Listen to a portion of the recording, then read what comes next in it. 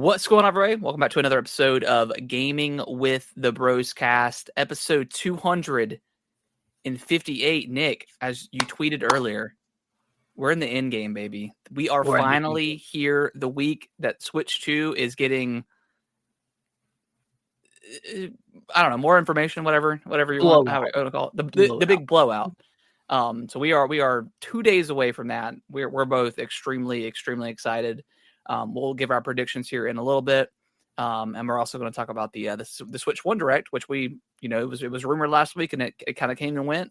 But we'll talk about all that in a little bit. But Nick, before we dive into what we've been playing, how was your week? Before we jump in, I just want to set the scene. Okay. Remember a year ago when we were like, oh man, the Switch 2. We're locked in for 2024. Yeah. It's a lock. And then who is it that tweets out? The president of Nintendo sends out a tweet. This is Furukawa. We'll let you know about the Switch 2 by the end of this fiscal year, which obviously ends March 31st, 2025. And it was just such a blow. And it was so early in the year. We were devastated. Nintendo YouTubers everywhere were shaking in their boots. They were in shambles. They were in shambles, man. I mean, with the slate of games that Nintendo had last year, there wasn't much to cover. No, let's be honest. No, it was very boring. Very boring. With all that being said, we're now 2 days away. A day and a half away, if you will. Yeah. It's gone by fast. And man, we're here. We're here. And I'm excited. Yeah. I'm extremely. It's been a long year in terms of just like waiting to hear something from Nintendo. It's been a very strange year. A lot of speculation. Too much speculation. Too many rumors. Too many rumored directs. A lot of false alarms, if you will. Yeah. Another year goes by without Twilight Princess or Wind Waker, without Metroid Prime 2 or 3. Yep. Another year on the books without those games, it's fine. We'll be all right. We got other games to play, but we're here. And to answer your question, my week was good. Okay. And I have a question for you. So me and my wife went over to some friend's house on Friday and we were playing this game. And essentially you have like a scale of like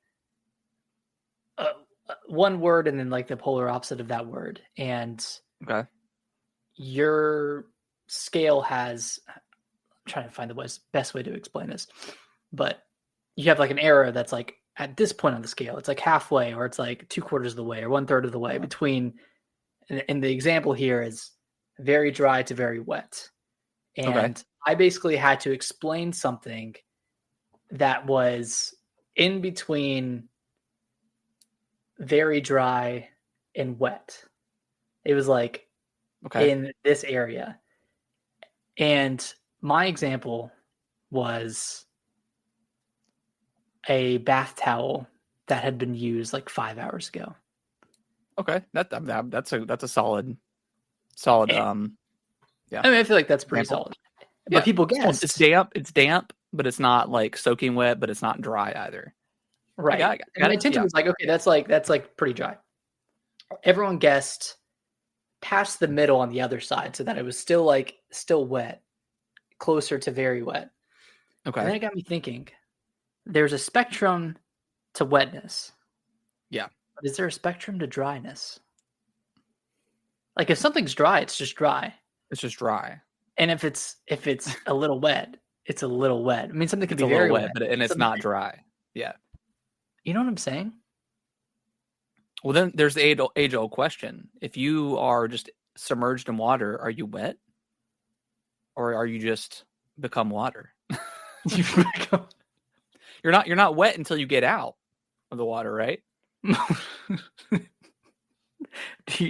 Are you become water? That's good. That is a great question. Are you surrounded by water until you get out and then you're wet? Yeah.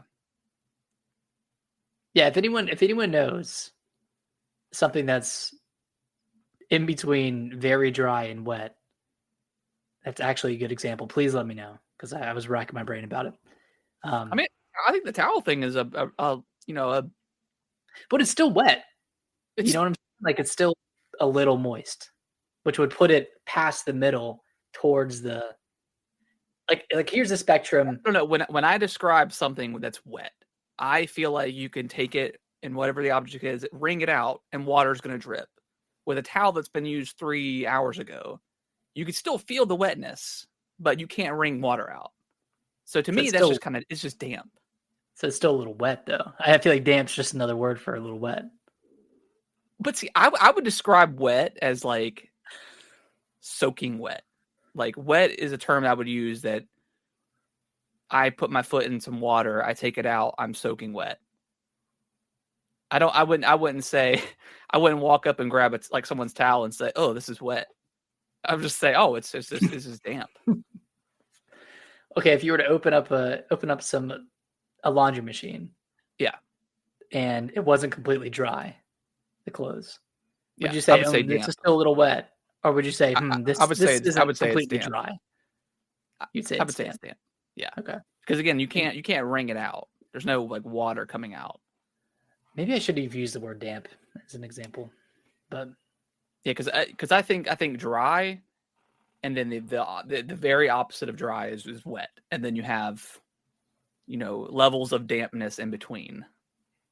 Like you have dry, like very dry, or just dry. I don't know. There's like levels of dryness. It's just dry, and then you have like soaking wet, like dripping water. Like you get out of the pool and you're soaking wet. Okay. And then if you've been like once you get out of the pool and you've been hanging out at the pool, and the sun hits you and you start to dry off, you touch your swim trunks and they're just a little bit damp.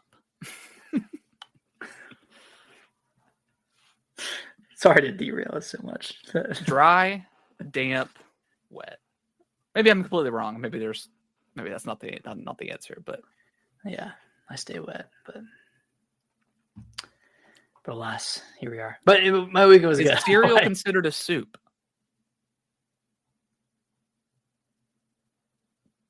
No.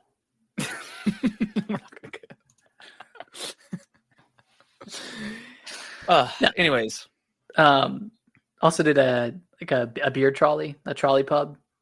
Okay. You like ride around and like you like pedal it yourself, and I've stopped at a few bars, so that was a lot of fun on Saturday. Do they serve beer on the trolley, or you just you buy it in their shop and then they bring it on the trolley? Okay. I think you used to be able to bring your own beer, but people were bringing liquor, so they had to shut that down. So you can only buy it there. But it was still like a pretty good price for the beer itself. It wasn't overpriced, which is good. But that was fun. And then just did some yard work Saturday. Scalped the yard. It was nice. It was getting nice out there. It's beautiful. Yeah, it was great. Yeah, I got some like aerator shoes. It's like like shoes. Yeah, strap it onto your shoe. And I was just walking around the yard Saturday night or Sunday night, just vibing. It was fun, just vibing and walking. I like it. Yeah. But how's your weekend? How's your week?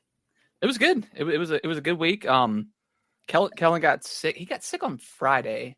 Well, no, let me back up. He got, I guess, sick on Thursday. He had like a little bit of a cough, and then we went to our daughter Kaylee's soccer game, and he was kind of rolling around in like the grass and stuff. And I think maybe like it's part allergies. I think it's more allergies than it is like actual sickness. But he definitely wasn't feeling super well. And then at some point Friday, I think he either coughed too hard or he sneezed and tried to like hold it in.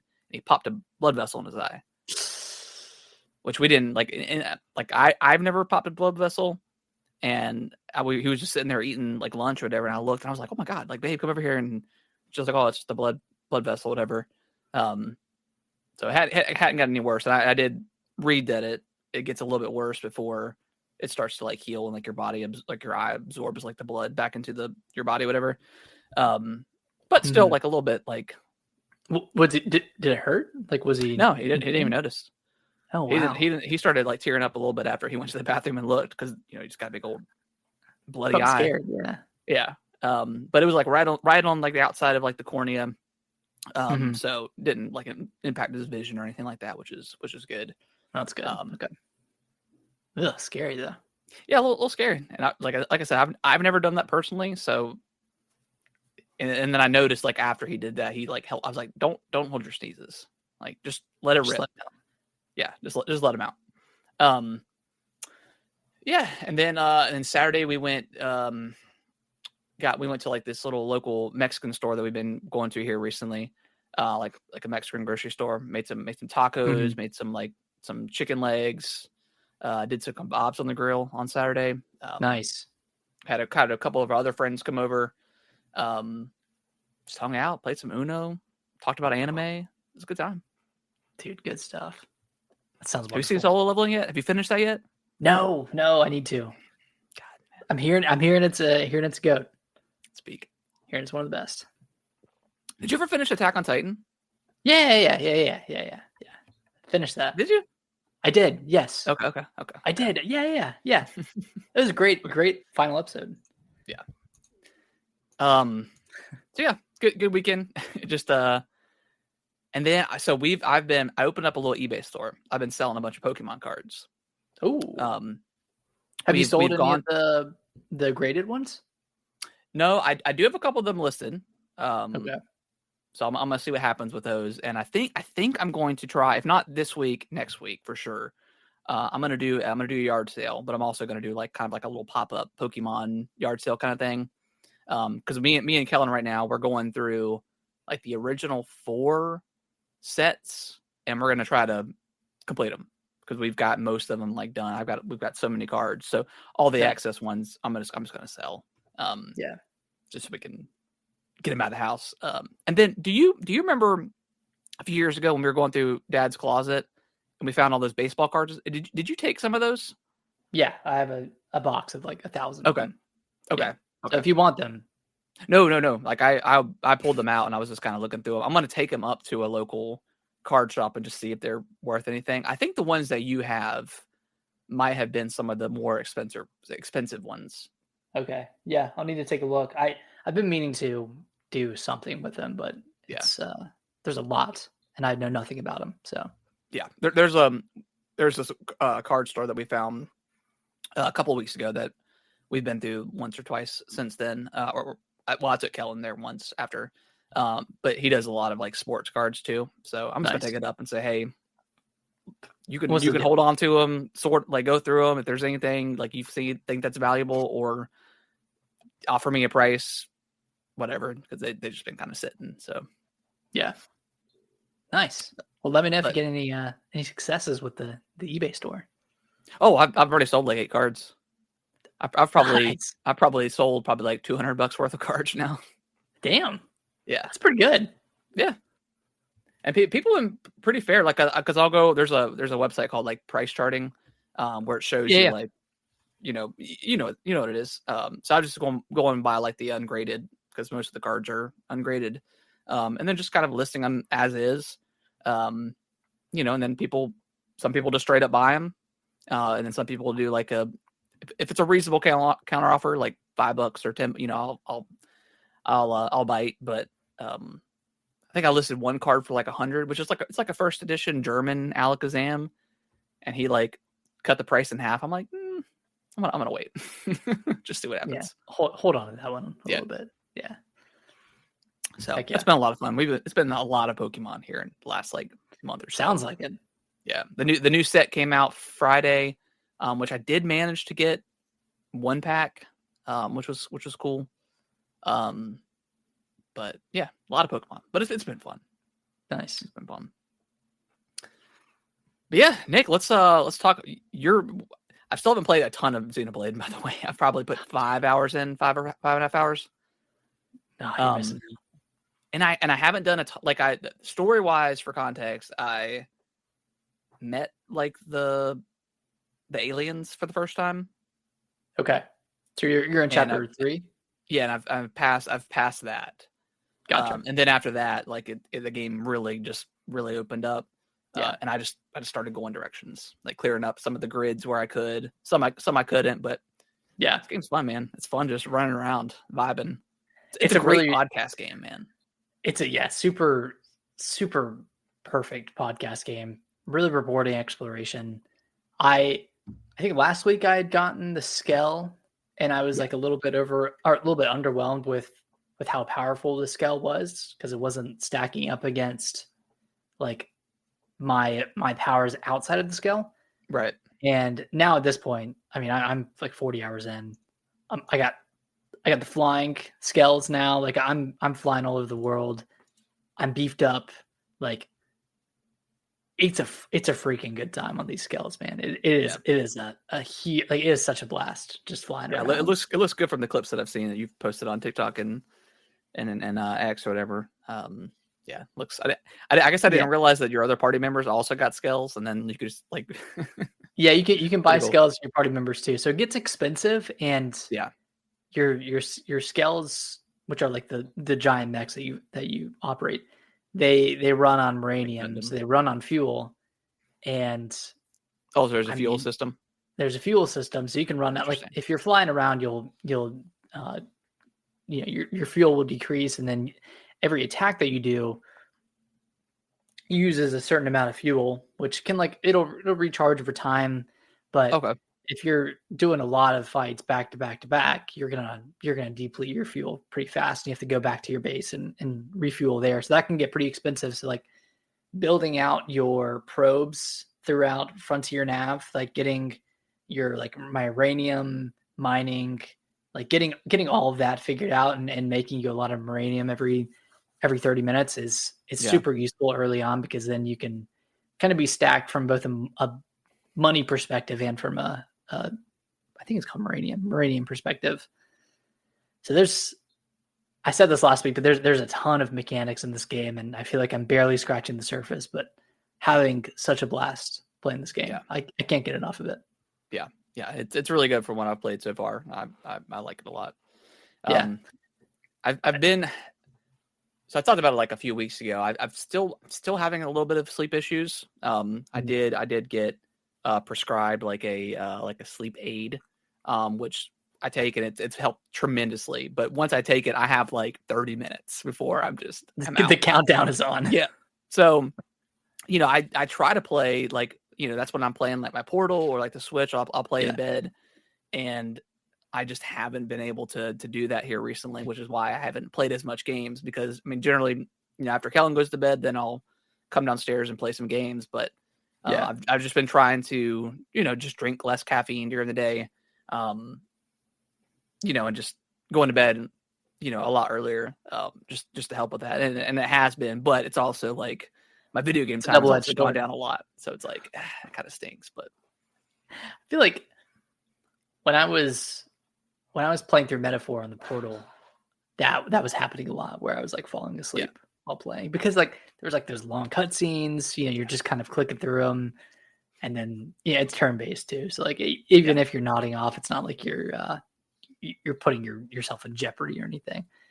Yeah, but, and that was my plan. Last Sunday, whenever I was out of town for work. I was like, oh man, I'm gonna get up in this like giant king bed, pillows surrounded me. I'm gonna have such a good time. And then within like 30 minutes, I was asleep. Yeah, damn it. Like, damn, this is not the plan I had. Got too comfy here. Yeah, I got too comfy. Yeah. But yeah. Game's great. I mean, I think Xenoblade is definitely a super underrated franchise. Do we have any sales numbers for this game? Do we know? The Japan numbers came out. It's physically it sold less than the Wii U version its first few days, which I mean the split between physical and digital is a lot different than it was 10 years ago. It definitely leans more towards the digital side now.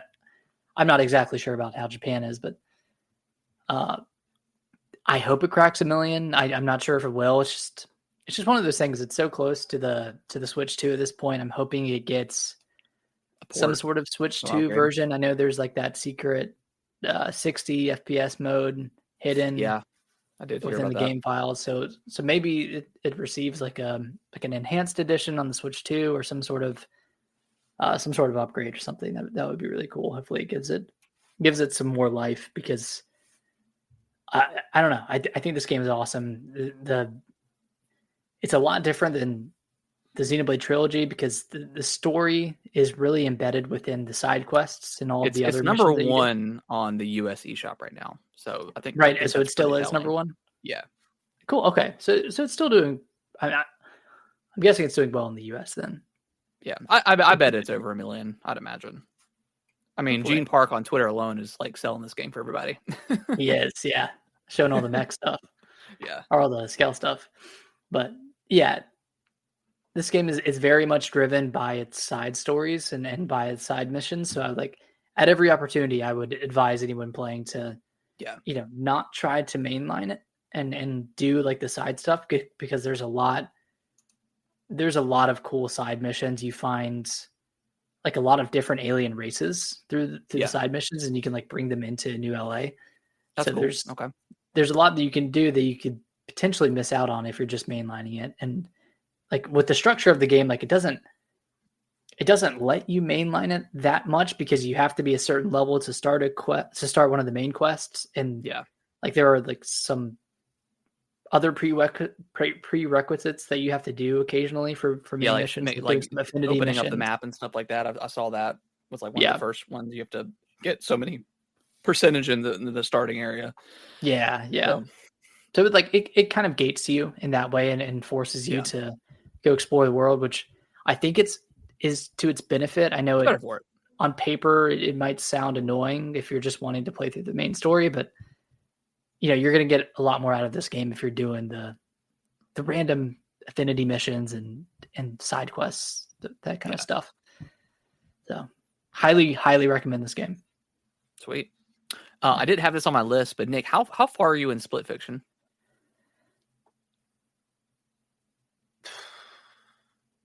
I think I'm on the 4th chapter. 4th chapter. Okay. So you've done the pig level? Yeah. Okay. That one was crazy. That was so trippy. Oh my God. Yeah. This game is good, man. It's so much fun. It's really good. My wife and I haven't played in like a week and a half just because she's been really busy with work, so she's been tired and hasn't like wanted to play as much. So I'm trying to get her back into it so we can finish it up, because I think we're over halfway. I think there are only like 7 chapters, so we're only halfway. It's just the chapter we're on currently. It's so difficult for someone who doesn't play games because it's like very heavily reliant on shooting. It's on the sci-fi side. You have the like the double blasters. I don't know if you're on that level yet, but no, but there was one, like it's one of the very early levels when you're jumping across like all the different spaceships or whatever, and like the police try to get you, and it's like mine. I had the laser sword, so I would slash the bombs or whatever, so they would release, and then my wife Brittany, she would grab them, and then she'd have to aim where the spaceship was at and then shoot it. We had the same problem. Pretty hard on that one. I just like I told her, I was just like, once you get them, just stand still and just look around. It's not the game is, it's pretty forgiving. Like I was like, I'm not gonna die, so we don't have to worry about just I'm locked in. So I'm locked in. And like the checkpoints are like so forgiving. I will say one thing that I wish Joseph Harris does in his next game is, and maybe it's in the game and I just don't know, but I wish there was like a way you could highlight something that you're looking at, like because there's been instances where it's like you need to break this glass or something like that, and she's like where, and I'm like and then I just have to point at it like on my screen or something like that, or her screen, which is fine. It's obviously co-op, so we're right there, but it'd be nice if I could like tap Y and it would highlight, like in Fortnite or something like that, where you highlight an area, whatever. That would be cool. That'd be good. Yeah, I feel like they need some feedback. Is there? There's like there's difficulty settings too, right? Like there are modifiers, I think. Maybe we didn't really play around with those, which I already know. My wife should be like, no, I don't want to do that. Actually, there are, because we were struggling really hard on a boss, and I was like, hey, just want to let you know, I went to the settings. There's some modifiers we can do. She's like, no. Yeah, we're gonna do it. We're gonna get this. Okay, we're gonna try this. We've tried this 20 times, but okay. Yeah. So yeah, but it's a really fun game. Yeah, that game is great. Can't wait to play some more. Anything else you've been playing? No, just been Xenoblade. Sweet. Grinding away. All right. Well, do you want to get to? You want to start with our top 10 favorite game or must play games? We think on the. Yeah, let's start with that. Yeah, I mean that should be. That should be. I don't have mine in any particular order. I don't either. Yeah, okay. I just have 10 must play games. If you're a new Switch owner or if you're coming in late to the Switch era and you're like, which game should I play? What are the must play games? We got you. Yeah, we got lists for you right here. You want to go first? Yeah. So I'm gonna do these two just because they're pretty similar. But Breath of the Wild, Tears of the Kingdom. Yeah, I think you should start with Breath of the Wild because it is a different game from Tears of the Kingdom. There are different mechanics. It plays differently. Sure, it's a similar world, but I mean, the story's different.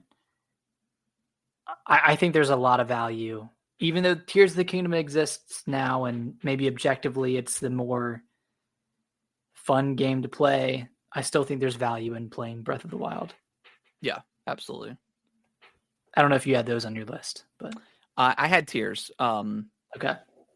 I do think you should play Breath of the Wild if you have to pick, I would say just play Tears. Look up a video for the story or something like that.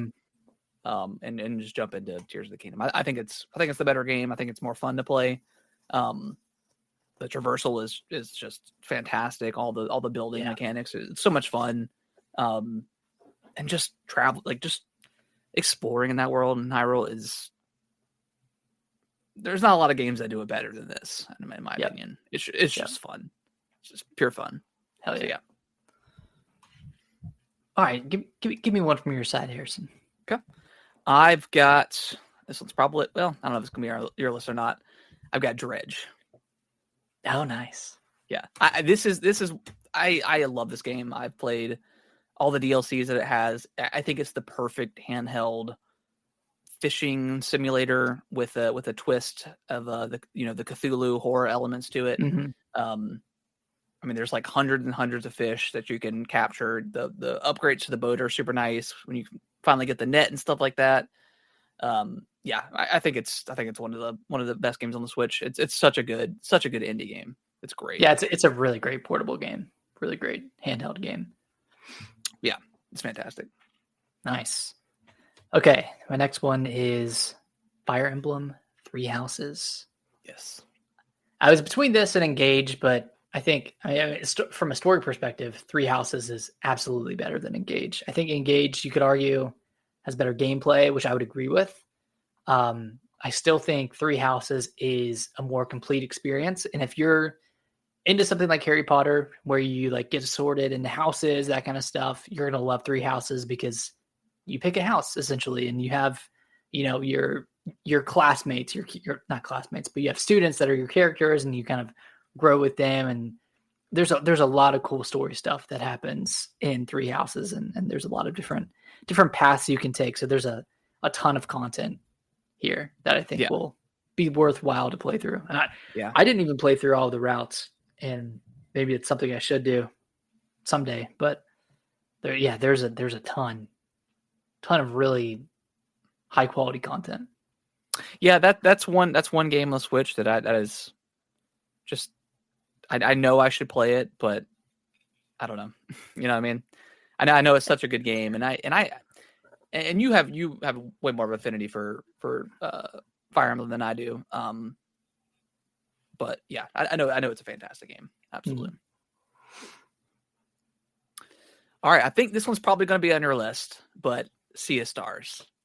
This game, one of my favorite JRPG games of all time. It's just absolutely fantastic. I personally prefer turn-based strategy over what is it, real time like the new Final Fantasies are. I just prefer like that old school like turn-based. That's obviously this is what it's Sea of Stars is homage to those games in the past, but they add in like kind of the Paper Mario elements where there is like active time a little bit where you can if you press a button you can defend or block or dodge or do extra damage depending on what the move is. Yep. Story is incredible. Graphics, such a beautiful game.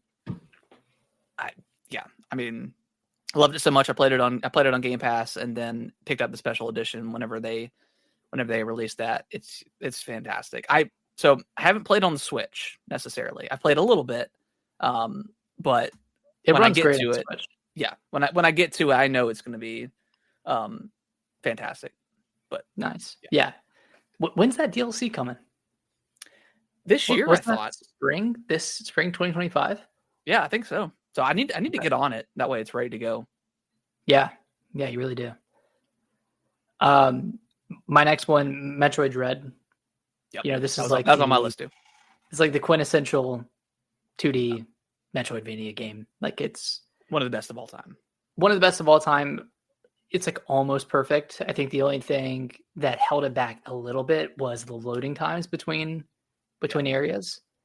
And it's one of those games where like I would love for it to get a Switch 2 Enhanced Edition or something that maybe improve the visuals a little bit, made it a little bit more crisp, and then improve those loading times. I think that would be a great improvement. But otherwise, pretty perfect game. It's pretty flawless. One of the best of all time. Yeah, and it's pretty challenging too. Like that last boss fight, man, was very hard.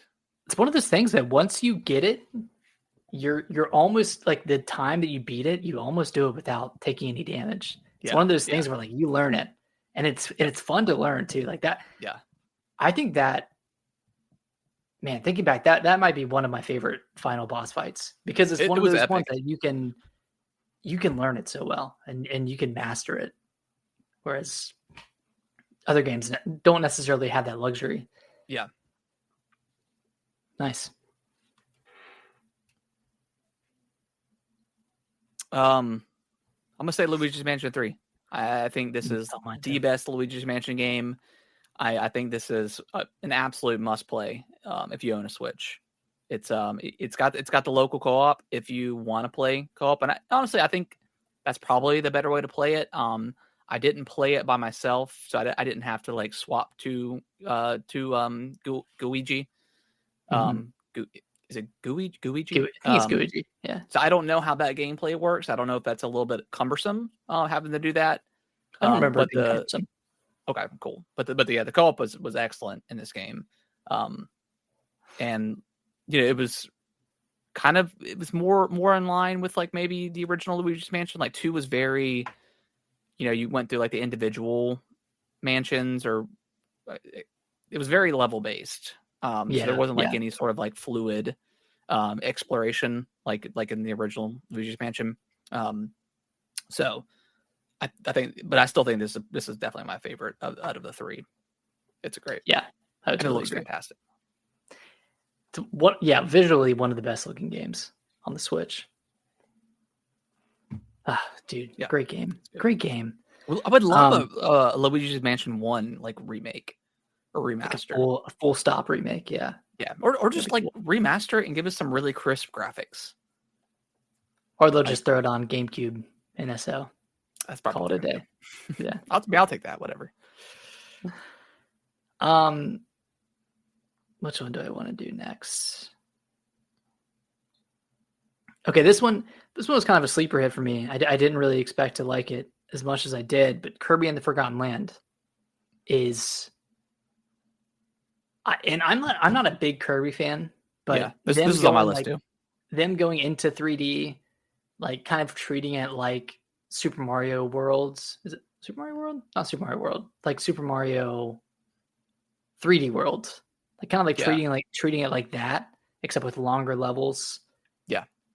I don't know, man. Like this game felt so good to play. And I know it ran at 30 frames per second, but just because the game was a little bit slower paced, you didn't really feel that as much as you would with something like let's say if like Mario ran at 30 frames.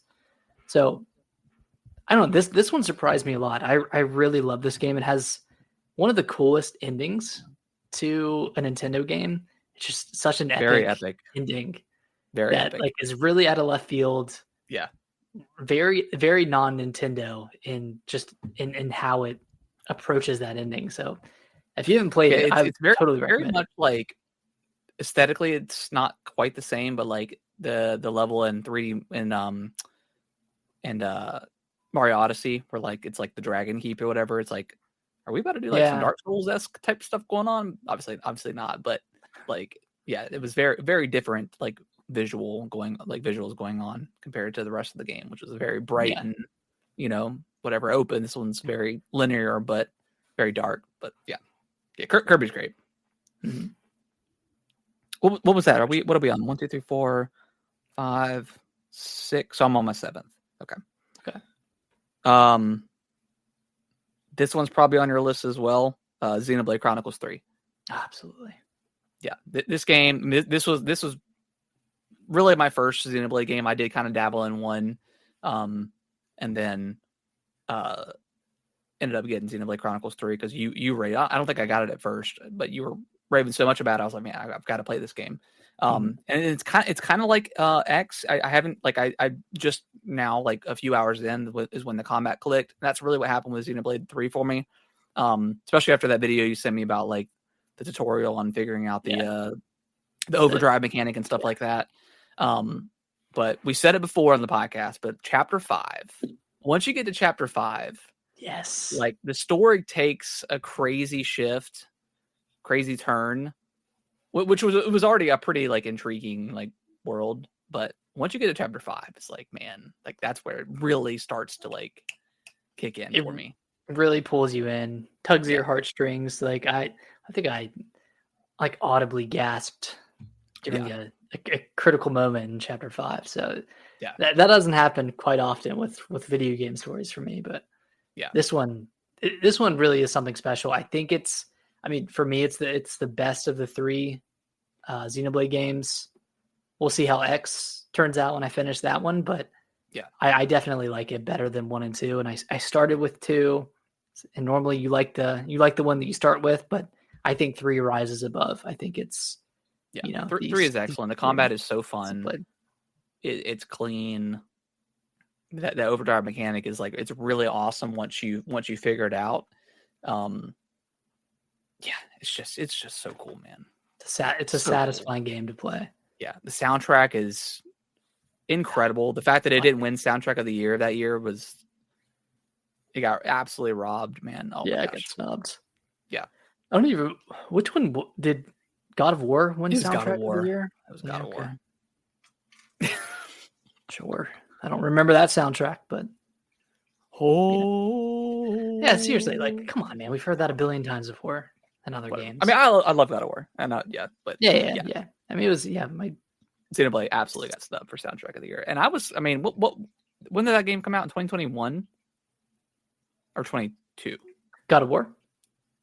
Xenoblade was 22. 22. Yeah. I mean, it was our game of the year, wasn't it? Xenoblade 3? What was our game there? Huh? Elden Ring. Elden Ring was 2022. Okay, never mind. Okay. You're forgetting about the goat. I did. I did forget. Man, that was a kind of a banger year. Between Elden Ring, God of War, Xenoblade 3, Splatoon 3, Pokemon Arceus. Oh, I know we just went through and ranked all the years of the Switch last week, which you guys should watch because that was a fun episode to record. Yeah. Go back and listen. We ranked all the years. It was a good time for sure. Okay, next up, this one's an obvious one.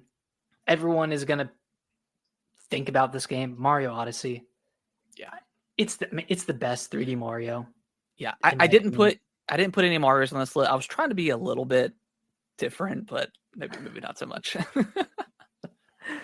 Mine was all first party. Yeah, mainly first party. So I knew between the two of us, we would knock out the big stuff. Yeah. I mean, everyone in the world has already talked about Mario Odyssey, but I really think it does stand above the other 3D Marios. It's so fun to play. The movement is perfect in that game. Yeah, I don't think it's Great. close to any of the other ones. I think it's leagues ahead. Yeah, and it still graphically, it still looks so damn good. Like it's insane that game came out in 2017. Honestly, there's not a single other platformer, like 3D platformer, that's come close to capturing the movement that Mario Odyssey captures. It's pretty.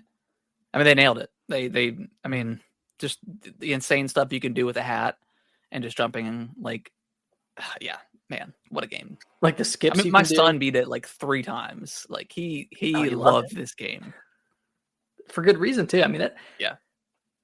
And he played Super Mario 3D World before Odyssey, or did he play it after? Well, it was before, right? Because he was.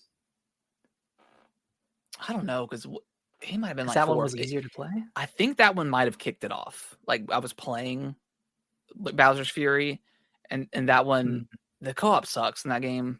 Yeah, and that was a little bit hard for him with just the Bowser mechanic and like coming out, he couldn't like dodge the attacks. But then he started playing Odyssey and he just loved it. So I think Bowser's Fury kicked that off. I remember him being really into 3D World for a while. Oh yeah, he loved 3D World. Yeah. All right, what you got next? All right, let me look real quick. I'm trying to see what I got here. I've kind of been back and forth all day.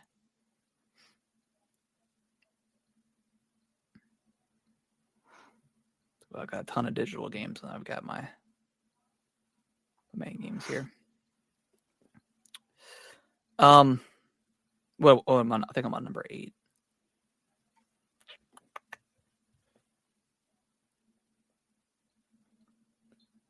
Take your time, think it through.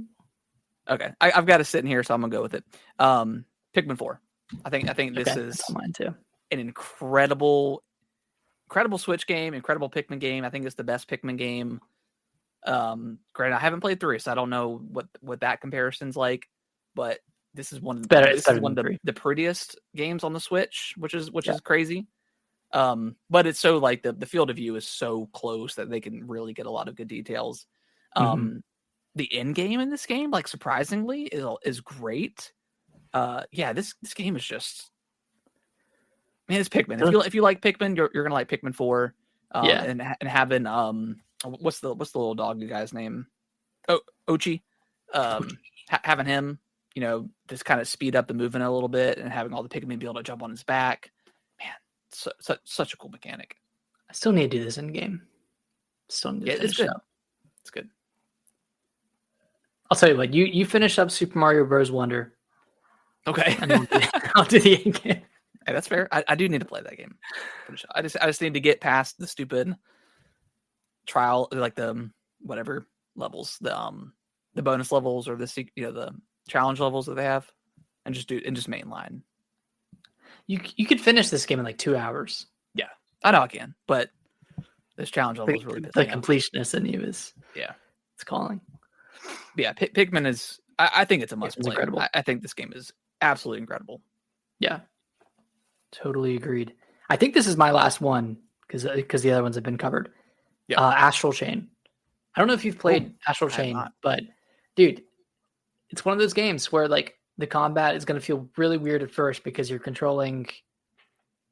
essentially controlling 2 characters, and you're using like the right analog stick to send your creature character forward, and like you're like tying it around that. It's a really weird thing. It's almost like Pokemon Rangers in a way, like the DS game where you circle around Pokemon. I love that. Kind of reminds me a little bit of that. Where's the combat game? Why did we never get that on the Switch?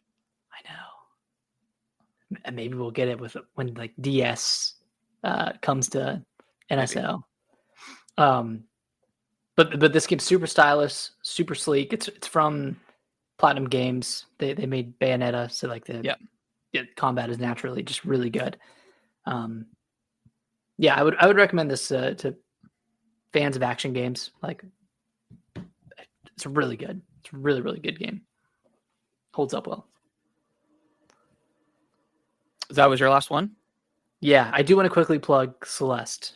I was just gonna say, where's Celeste at? Yeah. I was thinking like bigger games. I wasn't really thinking indies. That's my bad. But yeah, Celeste is one of my favorite games of all time. Yeah. One of the best 2D platformers ever. For sure. Yeah, it's incredible. And the story is very like kind of light, but it's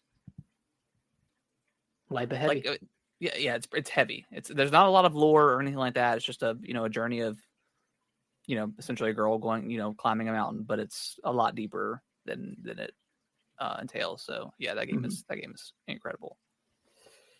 Man, I think I have one left, and I'm torn between the two. Well, you can do both, man. Yeah, this is true. All right, and they're very similar too, which is also, but I think they're so good. Hollow Knight and Prince of Persia, I think are two of the best. I mean, between Hollow Knight, Prince of Persia, and Metroid and Dread, 3 of the best Metroidvania games out there. Hollow Knight combat's, I mean, it's not as like in depth that per se as like Prince of Persia. I think Prince of Persia is a little bit combat's better in that game for sure. But the exploration in this game is so fun. In Hollow Knight, the world of Hollow Knight is also incredible. The boss fights are great. Yeah, I mean, there's not really much negative. I mean, it's more. It's got that Dark Souls element where you can lose your runes. I think it's runes, or your currency to level up. So there is that mechanic in there where there's not in Prince of Persia. So that's where they kind of differ a little bit. But yeah, Hollow Knight's fantastic. I mean, there's a reason why this Silk Song is so wanted at this point. Because Hollow Knight 1 was just that good. And then Prince of Persia, I mean, it's very different than like, the Prince of Persia, like Sands of Time and those 3D action games. It's very much more of a Metroidvania game. Combat in this game is excellent. It's feel like an anime show. It's very, very, very epic. Game's challenging too. With the boss fights, exploration is excellent. They've done a couple of updates since the game came out. Mainly the one where like you're, the couple in the whack trees, but they're basically, the shrines or, whatever in a Dark Souls game you can travel to and level up there and stuff like that, change out your items and stuff like that. But, so they made you able to fast travel between those instead of the fast travel points, which really speeds up the exploration and stuff like that if you're trying to go back at 100% the game. And they added a kind of a new mechanic to Metroidvanias where you can screenshot where you're at in the map, and then I'll take a picture of it. And then, because a lot with Metroidvania, there's that one little item that's, slightly above where you can jump, and you're like, okay, I'm going to unlock a double jump at some point. And you can take a picture of that and save it for later. So that also helps out with, completing the map and stuff like that. So yeah, similar games, but very, very good games in their own right. Yeah. And I think that's going to do my list. I do have 2 honorable mentions. Death's Door. I think it's a great top-down action game. A lot of like journalists were kind of saying it's like a Dark Souls game, but it's really not. I mean, the only mechanic is you drop stuff when you die. But no, you don't in that game, do you? I don't think so. Yeah, I don't think you do. So maybe because it was just challenging. Yeah. And whenever a game has like challenging boss fights, people always assume it's like Dark Souls related or whatever Souls like. Not the case. This game is an excellent top-down action game. And then my other honorable mention is Zelda Skyward Sword. I think if a lot of people like me hated this game on the Wii, give it a shot on the Switch. I think it does this game justice because the world is fun. The story is probably one of the best ones in a Zelda game. Yeah. It's really, really cool. Yeah, definitely. And you can still play with motion controls. It's still in there if you prefer it that way. And like it's a little bit weird because you have to control the sword with the joystick, which is a little bit different from other Zelda games. But it works. It works though. Yeah. Nice. Just a quick rapid fire indie game shout outs. Slay the Spire, both of the Ori games. Oh my god. Carry On. That's a really fun reverse horror game. Short Hike. It's like 2 hours, but it's just about climbing a hill. Really fun. Yeah. Hades, obviously really good. Castaway, pretty recent game, but that game's pretty fun. That's a very another short game. To I always forget it. Zelda, whatever. Link's Awakening. Yeah, Link's Awakening. Yeah, I can't never remember that name. I don't know why. It's a good name. And then SteamWorld Dig 2. That's a really, really great entry in the SteamWorld series. Yeah, cool. There's some recommendations. Some of the best games ever. They're great. The Switch. So, I think the Switch. I don't know what I'm gonna put above one day, but the 360 and the Switch are like right there for me as like peak gaming goes. Mm-hmm. I don't know where the Switch falls on Switch above it. Yeah. I mean, it maybe the Xbox has the best memories. Maybe the 360 has the best memories, but the Switch has the best games. For sure. Yeah. Switch has an incredible lineup of games. Yeah. Yeah. Like, can't beat Halo, Gears. Yeah. BioShock, Dead Space. Mass Effect. Fable. So many. Assassin's Creed started there. Yeah. There's so many great franchises. All right. Well, let's dive into the news, and then we'll finish it up with the our Switch 2 Direct predictions. Still crazy that we're a day and a half away. I know. Nick, you want to read the first one? Yeah. So this was dropped via Nintendo's Nintendo Today app a few days ago. I think it was last Friday. Pretty big start to this app, by the way. Big start. But the Zelda movie, the live action movie that's being produced by Sony, is coming out March 2027. I think there was a specific date mentioned, March 23rd, something like that. Like 17th, maybe March 17th. Yeah, sometime in March 2027. Yeah. A separate rumor, whatever, came out that this is supposed to be a trilogy taking place over, or like with the movies being over 6 years, or being produced over 6 years.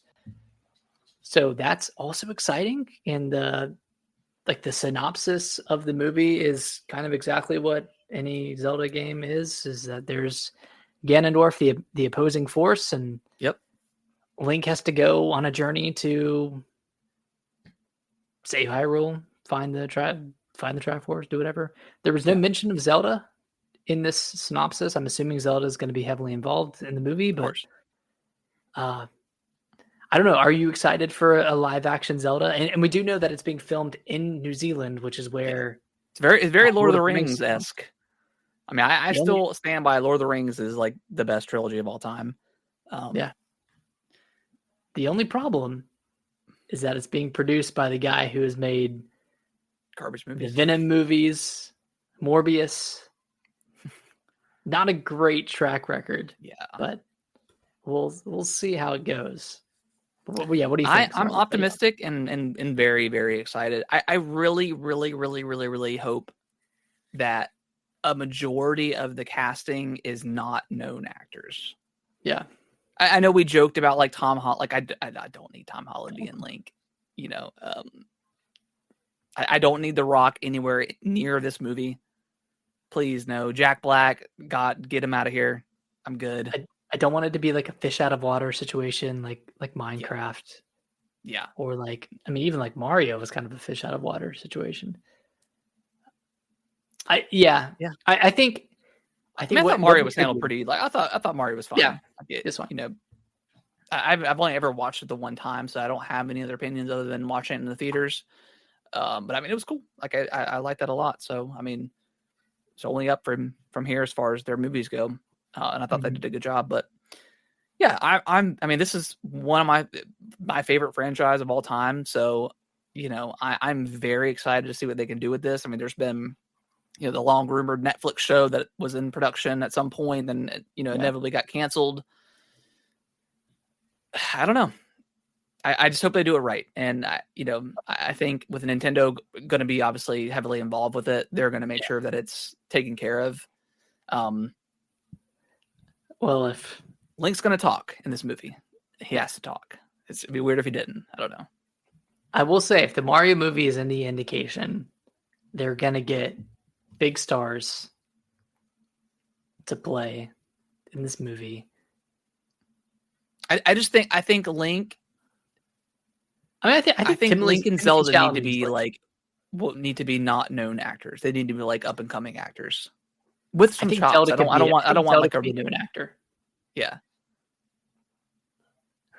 I think Zelda could be like an Anya Joy Taylor. Anya Taylor-Joy. Yeah. Anya Taylor-Joy. And then have an unknown actor for Link. And please just God don't have The Rock as Ganondorf. Can you smell what I've been or cooking? Jack Black? Like Kevin Hart, like just get all those like kind of, I don't know, I'm gonna say it, crummy actors, get them away from this movie. I don't want to hear them. Yeah. No Rock. No Chris Pratt. Not that he's a bad actor, but overused. I don't know. I think if they are going big name, Timothée Chalamet could be a good Link actor. See, I'm okay. I would be okay with that because he's got the chops and he's like, he could deliver an Oscar-worthy performance. And he's more as Link. It's not a jab or anything, but he's more on like the feminine side, I guess, which is what Link is. He's more like androgynous, looking. Like no, I don't know. I've never seen him with the beard or anything like that, so I don't know if he can grow one. But obviously, like that's what Link is. Like he's a Kakariko. No. Jesus Christ. I don't remember. Kakarikan? Not Kakarikan. No. Well, Kakariko Village is where he's from. I don't know. Anyways, so yeah, that's the only one that I could think that maybe if we're going big name actor for Link would be Timothée Chalamet. But I would be willing to bet he's at least in the conversation. Probably for them. Like he's like it'd be good if we can get them. If we get Timothy. But we'll see. I mean, but like if we're gonna get like I'm sure they'll get Batista as like a Goron or something stupid. That would be cool. I'd be down for that. Oh yeah, man. I forgot about the Gorons, the Zora. And they've got to nail the designs of the Gorons. The costume designs. They can't look stupid. They just can't. They can't look goofy. Like I can't picture a way that this doesn't look cheesy. Like I don't know. Like I want this to look as good visual wise as like Avatar or something. Like Avatar looks stunning, and like those characters in that world look like super realistic. Their CGI effect they do in those movies are incredible. So I want it to be on that scale. Yeah. And I don't know, like if it's going to be like a trilogy, obviously I don't know exactly how that would work. We don't know what the storyline is going to be. I was thinking the three corners of the Triforce, but Link doesn't get all three. It's always spread out between Ganondorf and Zelda and Link. So that wouldn't work that way, but I don't know. Yeah, I don't know how they would split it up unless they... I mean, it'd be cool if they kind of followed Ocarina of Time and had a time jump, and maybe like the first movie ends when he travels through time, although he's going back and forth. Although, would we want a child playing? That would essentially be I would rather have an adult Link. Yeah. you would have like the child Link, and then if you did like the time swap at the end of the first movie or something, and then in the sequel it's Timothy Chalamet. I don't know if I would like that. Yeah, like maybe flashbacks, but I don't know if I need a whole movie of a child playing Link. There's so many ways they could do it wrong. Yeah, and there's very few that are gonna be good. Hopefully, we're in that universe that has the good Zelda movie. But I mean, based off this director, man, I don't know. I really don't know. I mean, there's been so many bad adaptations, and Zelda is not the one to mess up. No. Man, I think you just treat it like I've never seen the movie The Green Knight, but there's a lot of I heard there's a lot of parallels between that and something like Zelda or Dark Souls. I don't think I've ever heard of that before. It's just like kind of like a solemn adventure. Yeah. That's like kind of like not on the grittier side, but on just the more like isolated side, and maybe that's what they could lean into. But I don't know. Yeah, but there's been a lot of good solo movies out there, but like usually it ends up that the solo character meeting like a companion, and then they finish the movie together. Mm-hmm. And you could always like Navi. You could always be like that side, that companion character. Yeah. And then you meet. I don't know. Yeah, it's gonna be tough. It's not gonna be an easy adaptation at all. Jack Black as Navi. Jesus Christ. There's Navi. Yeah, I don't know. Yeah, it's gonna be a challenge, and it's gonna be, and it's gonna get, if it's not perfect, it's gonna get so much hate. Yeah, it's gonna get blasted apart online if it's not everything that everyone wants it to be, which it won't. Yeah, as long as they nail the look of it, I think as long as they get the costume design, they get the they're not overusing CGI. They're filming it on location. It could turn out pretty good. Yeah, we'll see. Like I said, I'm very excited. I'm excited for the casting.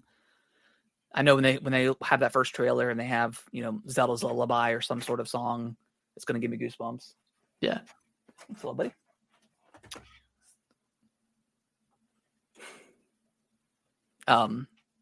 Yeah, very very excited for that. All right, Nick. Well, we had the Switch One Direct that dropped on Thursday. Kind of came and went. It wasn't the greatest Direct. I would argue it was probably one of the worst that Nintendo has put out there for us. I mean, obviously, that people were excited about Tamagotchi Life. And obviously, it's hard to be mad at something when we have the Switch 2 Direct coming out here in a couple of days. So, take it for that what you will. But yeah, not the greatest. Obviously, still didn't get any news about Zelda or the Metroid Primes or Fire Emblem, Genealogy of the Holy War, or what else has been rumored? The Kirby Planet Robobot. Yeah, that's been rumored. Yeah. Where are those at? Who knows? Is it real? Who knows? But it wasn't there. We were off to a rough start when the show started with a known quantity, that being Dragon Quest 1 and 2 remake, which, I'm relatively excited for. I played through 3. I enjoyed it. But when it started with that, I was like, okay, this is probably representative of the Direct we're about to get. And that ended up being true. I mean, the first party wise, we got another look at Metroid Prime 4. And I know you and I were talking about this before the show, at the beginning of the show. I don't know. That trailer didn't blow me away. It was kind of a boring trailer. I don't like the Nintendo narrated trailers. I don't think those are very good. To me, it looked more Halo than it did Metroid for most of that trailer. Just like with kind of the land, I don't know. It looked noticeably worse than the first showing of Metroid Prime 4, which we'll talk about maybe why here in a little bit with our predictions. But yeah, I wasn't blown away by it. And I don't need to be blown away by it because it's already going to be a day one for me anyways. But I don't know. If I wasn't blown away by it, how does that say for other people that have never jumped into a Metroid game before? Is that gonna entice them to play it? Maybe not. I don't know. Yeah.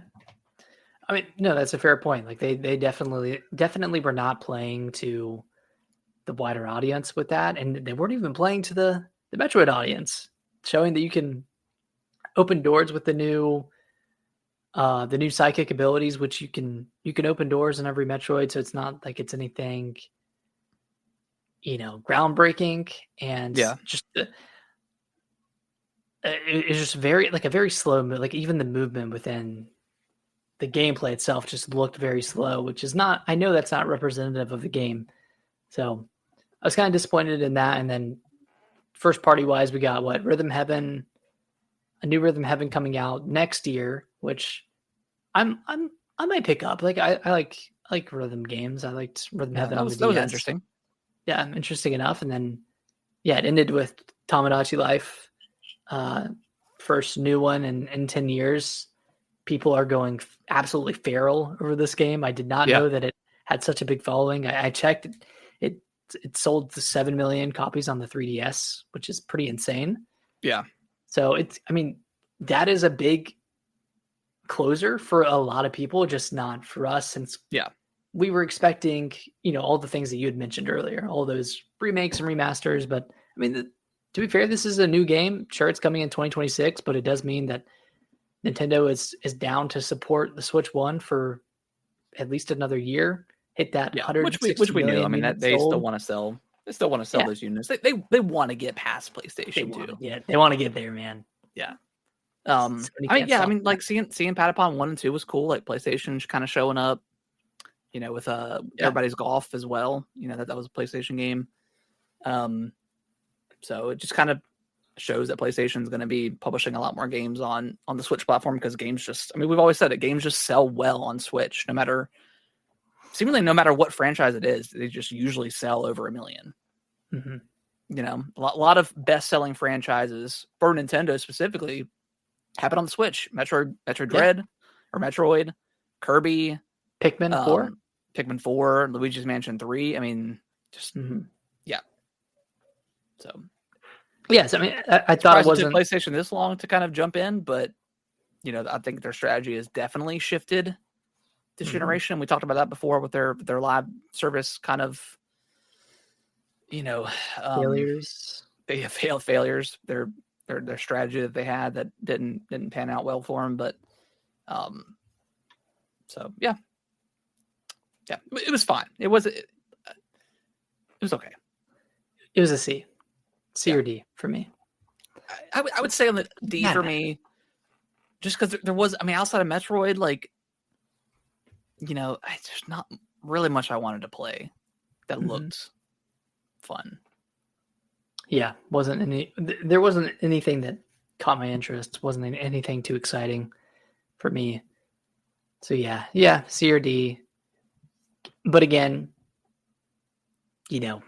knowing what's coming this week, like you can't be mad at it. It's just it's another cake. It's yeah. So, the fact we got to switch one direct, the week before the other one is kind of crazy. I think it would have been worse to get this back in February. Yeah. And then have to wait so long for the Switch 2 Direct after, sitting through that one. Yeah. Okay. Let's dive into the predictions, Nick. All right, Harrison. Where do you want to start? I think I have their entire presentation mapped out. Oh, take it away. And I think it'd be fun to feel free to stop me anywhere. Okay. But I think it'd be fun to walk through this, and then we can get into your predictions. Okay. Anything else that we have, but I think I might be locked in here, and I want to get your thoughts on it. Okay. 50 minutes in total. Yeah. Just shy of an hour, because I think pre-orders are going to go live at 10 a.m.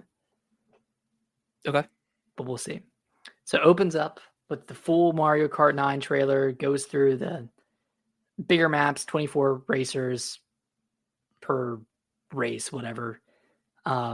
Still has characters from different Nintendo IP. And then after that transitions to full reveal with price, which is $399. Launch date, June 4th. Limited mention about specs, but they will mention that 4K will be running on the Switch 2 when it's docked. And then which makes sense because Nintendo does not really ever talk about specs. No, they won't talk about teraflops or anything like that. Yeah, no, that stuff doesn't matter. Yeah, it doesn't matter. They'll talk about mouse con mode, which is like the mouse con thing. Okay, mouse con. The C button, which is probably some sort of screencast, some sort of Wii U type shit. I don't know. Okay. And then I think there's going to be like some USB-C peripheral attachments so you can add on to the top of the Switch. Maybe not a second screen, but like kind of like I like that because I was going back and watching the reveal trailer, and they like, why would they highlight? I mean, I obviously another like USB-C, yeah, another one, and they kind of stayed on it like a little long. So I think they were kind of teasing something more here that meets the eye. Yeah, I think that was alluding to something. Yeah. Okay, and I think the next game they're going to show off is Splatoon 4, and specifically because they're going to show off the mouse con in action. I feel like that's a great game to show it off. Multiplayer game, very frenetic, good for showing whatever mouse con. Yeah, and that's like, and that game could potentially come out this year or maybe in spring. I think they want to get that game out soon because they're gonna support it like crazy, way more so I think than any of the other ones too. That's the hope. I think they'll also have some sort of like Nintendo Land type game or like a 1-2 Switch that shows off more of the capabilities of the Switch 2. Yeah, through the mouse con mode and any of the other new modes they have with the Switch too. I think they'll show off a new Monolith Soft for 2026. I don't think it'll be Xenoblade. Maybe something completely new. Did you have any thoughts on what they were going to do next? Or my understanding, it was a new IP. New IP, okay. Like a new open world IP. It's my understanding that it was. Okay. All right. We've gotten a lot of Xenoblade on the Switch. I think it's time for them to do something a little bit different. Yeah, I think they're probably wanting like a better chance at a breakout success. And if they went with Xenoblade 4, that's isolating potential new fans even more. It's like 4 is a pretty tough number to jump into at that point. Yeah. I think we'll get a new Fire Emblem announced coming out this year. I don't think we'll see the remake. And I think this one will support the mouse con mode, which would work pretty well with like a strategy RPG. All right. And then it's going to transition to Switch 1 enhanced games. Yep. I agree. And that's where we see Metroid Prime 4, and it's going to look amazing. We see Breath of the Wild, which I think is going to launch with the Switch. Like that. Yeah. Like a 4K version. Like 4K 60, if they can do that. Maybe just my question to you is, let's pause right there for a second. Yeah. Do you think that, because I think they're going to charge for it, like why it obviously costs money to do these upscales and stuff like that. Do you think they'll charge per game that does because that's honestly like, if they tie it into like NSO, like it kind of gives an incentive to being a subscriber. That'll bump it up. Let's face it, they're probably going to increase the price of NSO, especially if they're going to throw in GameCube too, which you maybe talk about here in a second. But I think they'll include that in the subscription of NSO. Otherwise, you can upgrade if you have the original game, but it'll cost like $5 or $10. That's exactly what I had here. $10. Everybody talked about this before. I know. Or it'll be. I'm assuming Breath of the Wild on the Switch 2 enhanced version, if you just want to buy that outright, will be $70. Absolutely. Yeah. I mean, kind of like the transition from the PS4 to the PS5. Very, very similar to that. Yeah. I mean, PlayStation started it off, so you can't get mad at Nintendo for doing it. Exactly. 5 years later. I mean, Zelda's the only one that's been 70, so we've been kind of lucky. Yeah. With Nintendo. My one thing here, I think for the launch of the Switch 2, the focus is going to be on Mario Kart 9 and enhanced Breath of the Wild. I think Metroid Prime 4 is going to launch in August. Okay. 2 months later to give time to Mario Kart and then show off enhancements for Breath of the Wild. And I think they'll have another. Sorry, yeah, go ahead. No, I was just going to piggyback. So the only reason I would slightly disagree with it not being a launch game, with Metro Prime not being a launch game, what game is going to be utilizing the mouse con mode? Because there's going to be need to have something that's. Oh, you know what? That's a good point. Man, God, that's a great point. Maybe I mean Splatoon could be. I mean that would be kind of crazy for that to be a. That's 2 multiplayer. Yeah, Mario Kart and Splatoon. You know what? You're right. It's got to be Metroid Prime 4 because that shows off MouseCon. Yeah. Mario Kart 8. Maybe Breath of the Wild launches as well, or it comes out in July, a month later. I think having that maybe stacked on a little bit later could help. Unless they create some sort of new IP, which is very possible. It's all but a thing, the MouseCon thing. They've got to have something at launch that utilizes that feature and shows it off on why it's a really cool one. And I think it's a really cool feature. Like so many games are going to be able to utilize it, whether it's an RTS game, like Civilization. There's going to be so many games that are going to be able to use it and just give people options to play. So if it's not Metroid Prime 4, it's got to be something similar, or I don't know if they're going to have another first-person shooter, but something that shows off that mechanic. Yeah, that's a great point. I think they'll end this with the sizzle reel of upcoming enhanced games. I think we'll see Kirby, Forgotten Land, Pikmin 4. Okay. Pokemon, Scarlet and Violet, Tears of the Kingdom. I don't think Pokemon will be included in that at all. You don't think they'll even have like that would be the biggest middle finger ever to original Switch owners and just I think Pokemon fans in general. It's like, okay, we released a game that was a buggy mess. Nintendo promised that it would be fixed. It never was, but give us more money and we'll fix it for you, dude, on a better system. Yeah, is that kind of admitting like? Yeah, is that admitting guilt? Yeah, I don't think we'll see any Pokemon game getting it. I was hesitant to put that in here. Not even ZA. I think ZA is going to be a mess in my opinion. It just looks bad. I think it's going to have the same issues as Arceus did, but maybe even worse. I don't know. That game just does not look appealing to me at all. So yeah, I don't think Pokemon shows up here, but I mean, maybe, who knows? But okay, I think, like you said, it may admit the guilt of, we messed up first time around, but we'll make it up to you guys. Unless it's free. If it's free, okay.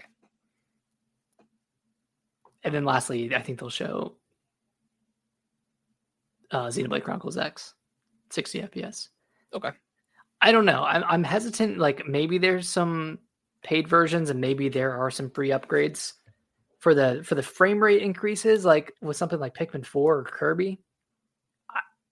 Those should be free, but like with Breath of the Wild, if they're doing a lot of work to that, then I could see it being an upgrade. So I don't know how that's going to play out, but I do think that after this, they're going to reveal GameCube for NSO. Yeah, absolutely. And that's where they're going to show off like Smash, Prime 2, Prime 1, Luigi's Mansion, maybe Fire Emblem, Path of Radiance.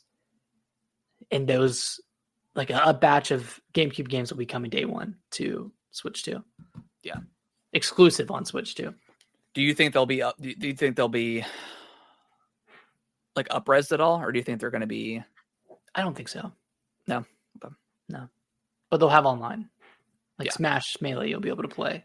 That'd be crazy. Online. That'd be nutty. Crazy. All right. After this, transitions to third-party exclusives. Okay. Not exclusives. Third-party reveals. Yeah. I think we'll see Dragon Quest 12, a Resident Evil Revelations 3, Finally, we're gonna see that. Okay, I like think it. we'll see it, and then potentially Persona 6 revealed. That one might be reaching too high, but I would put it on here anyways. Persona's huge now, so why not put it on what's going to be the best-selling platform? In the foreseeable future. And by reaching too high, I mean, I don't know if they would reveal it here or if they would just do their own thing and reveal it, in their own space. I don't know if they would want to get drowned out with all the other major Nintendo announcements, but. What's going on, Shutar? You said I sold my day one Switch, going to buy the Zelda Lite model. I've got it right here, and it's excellent. I love it. Really, really cool. Nice. And that makes sense. Like, if you in that, I don't know if you're going to plan on picking up a Switch too, but yeah, I think that makes sense to get rid of the the original. If you're man, get rid of the OG. I mean, I'm not going to do it. I still have mine, but mine's kind of my son. My son plays with it, so it's kind of I've already had to upgrade or repair it and upgrade the battery and stuff like that. So yeah. I think the lights are really, really cool. It's a neat little handheld. Mm-hmm. All right, so do you think we'll see any because I have a section here for third party sizzle reel. Yeah, but before that, do you think we'll see any major third party announcements for new games, for new third party games? I think you nailed it. I think Night Rain is going to be here. Yeah. Okay. Yeah, I think Night Rain could be there. As far as new games go, maybe some new collaboration with Square Enix, whether it be an Octopath Traveler 3, maybe a Bravely Default 3, maybe a new HD 2D game. Chrono Trigger. Think they're going to reveal the Final Fantasy IX remake here. Okay, yeah, because that just had that would be had its website, right? That had the anniversary website that was created. So I think it's going to get announced here. I think that makes a ton of sense. And then maybe piggyback off of that, they'll unveil Final Fantasy VII remake and maybe what's the second one? Final Fantasy Rebirth. Maybe they'll reveal that one here as well. I think that's definitely possible. Under my sizzle reel section, I have Elden Ring, Metaphor, absolutely, Doom: The Dark Ages, Monster Hunter Wilds, Final Fantasy VII, and Cyberpunk 2077. Makes sense. Do you think anything else, any other? Halo? Did you say Halo? Halo, yeah, Halo. I think Halo's going to be here. I think it's going to be here, and I think it's going to kind of break the internet a little bit. I mean, it's obviously heavily rumored, but once we see it, do you think it's the full Master Chief Collection, or do you think they're just porting individual Halos? I think it's going to be the collection because they could piecemeal it. They could, but I mean, but all the other ones weren't, so that'd be kind of weird. Yeah, I mean, obviously they were, when they were releasing on the Xbox, but ever since they made the collection, they haven't piecemealed. It's all been a part of it. Mm-hmm. I mean, maybe. I mean, they or maybe it's just maybe it's a Halo 1 a new remake. Oh, announced at the Switch to presentation, and it's going to come out Xbox and PlayStation as well. That would be crazy. Or an Oblivion, the Oblivion remake. Yeah, maybe that gets announced here. That's a possibility as well. That's heavily rumored to launch next month, actually. So it could launch on Xbox and PlayStation next month, and then maybe come out and Switch in June. You think we see Red Dead Redemption 2 or GTA 5, anything like that? I don't. No, I mean Rockstar Games, no, I don't think so. I mean, they had the trilogy. I think they could have put 4 on there, but they never ported it over. So I think that it'll be. I mean, maybe it'll come. I mean, who knows if even GTA 6 is coming to the Switch too? I don't know. Yeah, but no, I mean, not here. I think it'll come eventually. What are the chances Nintendo sneaks out one more addition to the Switch family, similar to the? Yeah, I think they will. I think they'll do a Pokemon ZA edition. Yeah, I don't think I don't know if they're not gonna have another SKU. Like, there's not gonna be, a Switch OLED light or something like that. I think we just have what we have. There'll be different variants. I think. Maybe Pokemon's gonna be the last one. Or maybe Tomodachi Life is gonna get maybe that one. Maybe that one. Special edition. I would be kind of shocked if they released another model, because that would be just too much on the market. I think. I mean, you've got Switch Lite, Switch OG, Switch OLED, a new version of Switch, and then a Switch 2. I think that would just be way too much. Yeah, that'd be too confusing. Do you think here? Actually, no. I don't think they're going to announce a price drop here. I don't think they'll announce a price drop until either closer to the holiday? Switch 2 launch or after. Maybe holiday makes sense. Yeah. The last thing I have here, and this is the closer. Okay. A new 3D Mario revealed. Absolutely. Kind of similar to.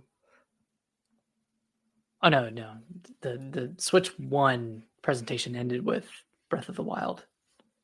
But yeah, I think this one would end with like a new Super Mario universe, some type of crazy Mario game that comes out this year. Yeah, for this year. Yeah, I agree. I think we get something Zelda, something. I think we might get a tease for the next one.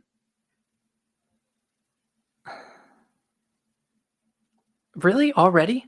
I think so. I think they're going to give us a tease. A little tease. I would.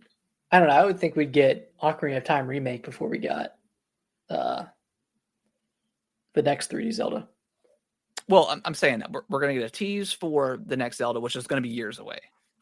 Uh-huh.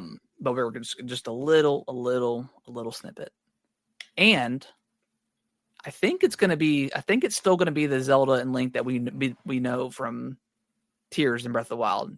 Did they confirm that they're moving away from them yet? No. Or have they said anything? They haven't said. This is just pure guessing and kind of wishfulness on my part. I think it's going to be those two characters again, and I think it's going to be a co-op game. You can play co-op, and I think we're going to see Link and Zelda leaving Hyrule and going somewhere else to explore. Ooh. Or something happens and they wind up at a new place. Just my guess. Just my thoughts. Yeah. I would love a game where you play with Zelda. Yeah. I feel like Zelda in Breath of the Wild and Tears of the Kingdom was very underutilized. Yeah, for sure. She was such a great character in those games. Yeah. That's just my guess. Cool. That could be really cool. And it could kind of coincide with like the cast, like the Switch 2's casting mechanic, where you can maybe cast and have two players playing on one Switch. Or if it's not co-op, I think Zelda will be a playable character. Okay. See, that would be awesome too. Yeah. I just think if they're going to continue the story between this world of Hyrule, we can't do a third game in Hyrule again. No, you can't do it again. Yeah. I mean, what they did with Tears of the Kingdom was absolutely incredible, and nobody thought of, these, the depths or whatever, and how vast it would actually be. But yeah, I think if it's the same characters, we see them leaving Hyrule. I think that makes the most sense. What did I miss? What do you, like? What do you think we're gonna see? Any other games? I think you nailed it. I think you nailed it on the head. Outside of just having that kind of that killer app of a game that they need to show off the mouse gun mode. Mm-hmm. And if it's not Metroid, I think it's probably gonna be a new game. Yeah. What if they got like World of Warcraft, or like that'd be crazy. RuneScape or something? Yeah, that would be crazy. Yeah. But yeah, I think you nailed it. They're gonna touch on like Nintendo Switch Online. Yeah. They're gonna mention the enhanced editions. I mean, that's already been mentioned in the fine print of their cartridge. I think they'll talk about an eShop change, because I know a lot of people, and it's bad. I was just looking at it earlier, and it took like 2 minutes for the bestsellers page to load up, and I'm right here by my router, so it's just awful. I think we get an update to the shop. They'll probably maybe have an app or something we can just buy stuff on our phone. I don't know, whatever the case is. Yeah. And I know I didn't mention UI or anything else. I think it'll be pretty standard fare. I don't think it's not a huge going to be anything that blows people away. It's not going to be what everyone wants. It's not going to have no themes and infinite folders. No.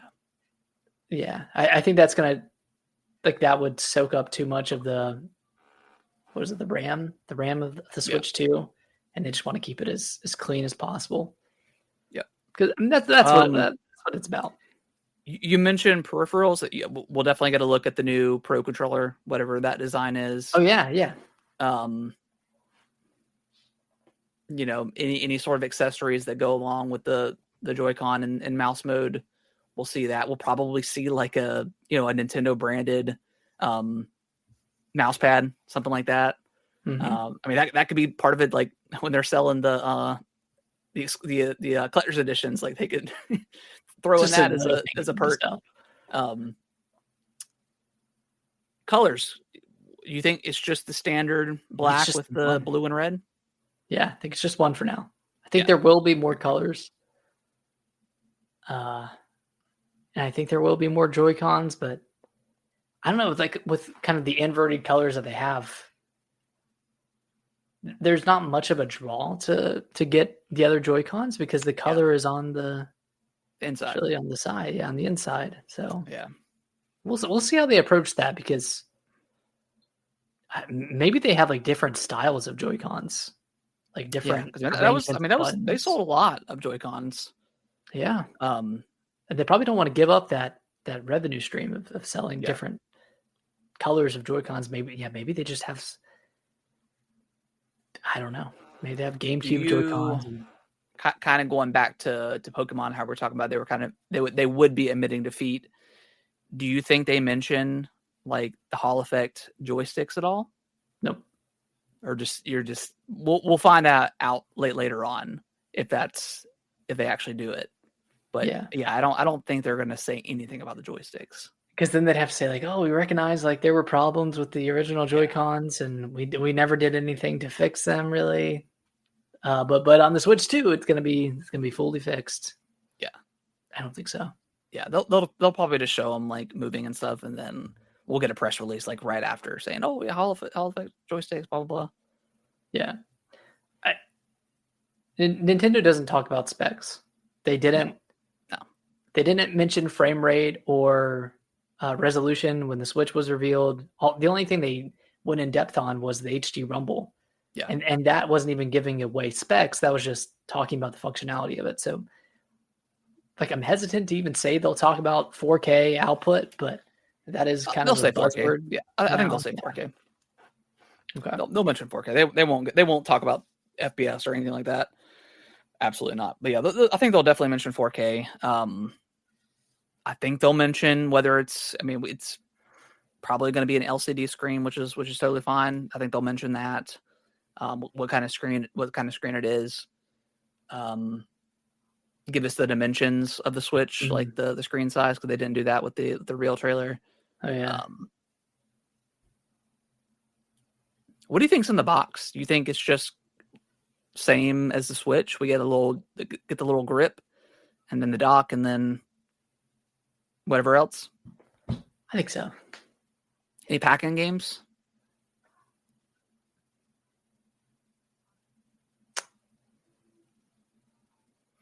I don't think there is. But... No, I don't think so, because I feel like the pack-in stuff this time around is going to be everything with NSO. Yeah. And it could be enhanced games as well that are included with NSO. Something like Breath of the Wild, or I don't know, other games, but I think they might have a separate like a standalone Nintendo Land type game, but yeah, I don't think they'll do a pack in. Did you mention Smash Brothers? I did not.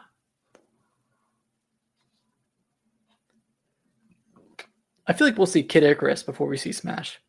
Yeah, I was thinking that too. Kid Icarus could be a good MouseCon game. Yeah, I'm not convinced with Smash, and I would really dislike if they did Smash Ultimate Deluxe. Like, I would not want that. There's no way. No, I think they're gonna. I don't know. There's a chance. There's a chance they might do it. I mean, they hit the ground running with Mario Kart 8 Deluxe. Obviously, that was not planned. I mean, that was just nobody played it on the Wii U, so it was essentially a new game in the Mario Kart franchise. Yeah. I don't think we see Smash here, but if it shows up, I wouldn't be surprised either. So then that would start the cycle over again of character announcements and DLC announcements, new waves. Did you say price? Yeah, $3.99. $3.99. Okay, yep, that's what I agree with. Yeah, $3.99, one SKU. Easy. Yeah. Easy to understand. Yeah. I think the differentiator between the Switch One is going to be the MouseCon stuff. It's going to be that casting functionality, increased power, and then maybe USB-C peripherals like a second screen, which might lead to DS implementation for NSO online. I think the second screen thing is real. I do. That'd be awesome. I would love that. Yeah, I think. Yeah, I think it's real. I think it's. I'm gonna talk it into existence here. If that's like my one reaching prediction, is the second screen outside of the DS, because you can't develop for it knowing that most people won't buy that peripheral. But maybe it's something like with Xenoblade X for instance, since that one was on the Wii U, it had the map on the Wii U gamepad. Yeah, you can absolutely do that. Yeah, also you have to make the game, run perfectly on just the base. But if someone wants to, I don't know, spend $50 or $75 or $100, whatever the second screen capability is, whatever it's going to cost, throw the map up on there, throw some other, whatever on there. It's not going to be a touch screen or anything like that. It's just going to be a second screen. Or maybe I don't know. Or it would be good for tabletop mode co-op. Yeah. Something maybe you could like Halo. Like, okay, so you could, all right, we're getting a little bit crazy here. So you can plug it in straight on top of the USB. Mm-hmm. Or if you have a cord, you could link it up, and then it's also going to have its own separate kickstand. Or a case, whatever. Maybe not a kickstand, but you can link it up. So then you could play with two screens in tabletop mode. I'm liking this. Be cool. Or they just have a worm light. Oh, yeah. I think. Yeah, the more I'm thinking about it, as cool as I think the MouseCon thing is going to be, I think they need something more. And that's how you set yourself up for disappointment. Yeah, and I think exactly. And I think the peripheral thing could be really cool. They could have a bunch of different neat peripherals. Camera. Yeah, camera, whatever. I don't know what else they can do. That's their problem. That's their job to figure out. But that is an exciting prospect, having a second screen. Maybe you can like fold down and clamp. Because what else would it? Because if like I get them shifting the USB-C to the top, because like it is kind of a pain if you're playing it and you have that cord sticking out. Yeah. So I get them shifting it, but then now we have two. So options are good. So you can play, because you still have to have the one on the bottom, right? Because you have to be able to dock it. So that is why they kept it. But now you can charge it in tabletop mode. Yeah, but maybe there's something more to that. There's got to be. There's no other reason to put 2 chargers, because people made do with the one. I don't think it was like, it's kind of a pain every once in a while, but I don't think it was like a make or break situation. No, and there are stands that can work around it. I used to have a stand that worked like that, where you could play in tabletop mode. So I think there's a reason, like you said, there's a reason they highlighted it during the initial reveal. Yeah. Anything else? No, I think we nailed everything. Your breakdown was pretty good, pretty flawless. So we'll see how flawless. That's what's going to happen. That's exactly what's going to happen. You heard it here. Yeah, you heard it here first. So we'll see. Either way, I'm very excited. What time is this thing at on Wednesday? 9 a.m. 9 a.m. So very early in the morning. Very early. What do you have a? I don't think pre-orders are going to go the same day. I think that's a little bit. I think that's a little bit crazy. That's what the Switch 1 did. Was it the same day? Yeah. Oh, well, maybe it will be. So I also agree that it's going to come out in June. And I think they're going to spread out the pre-orders. So I think they're going to start with Nintendo memberships, NSO memberships. Obviously, you have to have a subscription or you have to create the account, so many days in advance, or probably a year. I would say like a year, and then you start to phase in 7 years. hey, whatever works. I mean, they said they have a ton of units ready to go to kind of, circumvent the scalpers. But yeah, I think they're going to do phases of the pre-order. Yeah, start with NSO stuff. Maybe I mean, shit, years would be great, and that would be very, very smart of Nintendo to allow, like, their biggest supporters to get in there first. And then once you've kind of phased out NSO, then you open it up to regular retailers.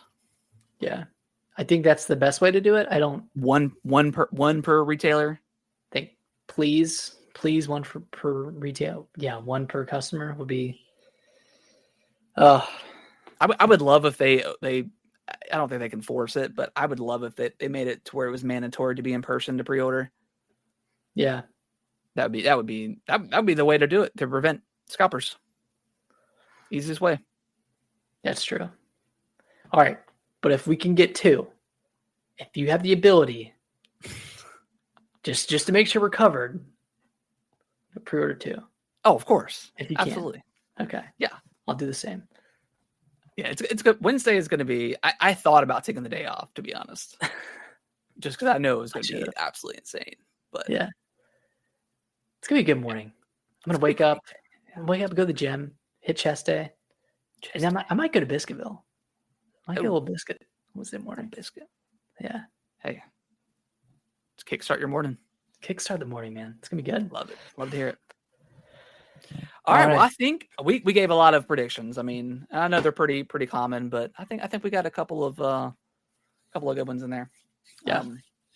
So yeah, very, very excited for Switch 2. I mean, this is what we've been waiting for years, 4 years now. Ever since it was rumored for the Pro.